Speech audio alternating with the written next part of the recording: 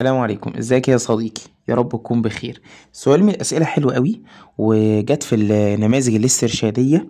والسؤال هنا بيتكلم عن كلمات فوكاب مش جرامر. بس سؤال برضو تحس اكن فيه حتة جرامر شوية وهقول لك فيه. There is no doubt، مما لا شك فيه، مفيش أي شك in that Ali's for the job، للشغلانة دي is remarkable يعني ملائم، علامة بارزة، علامة واضحة. He's really efficient، ده شخص كفء. efficient يعني كفء. طيب ايه الإجابة تبقى ايه؟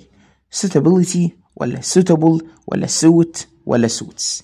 اللعبة في ايه؟ عشان كده بقول لك هي جزء كلمات تحس ان هي فيها برضو حتة جرامر. اللعبة في دي كل الطلبة بيفتكر علي is، يقول لي that علي is، فيقول لي علي is suitable for the job.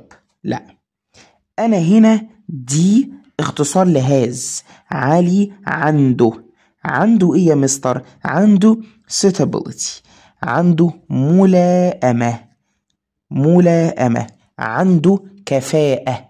علي عنده مناسبة، يعني علي كويس في كده.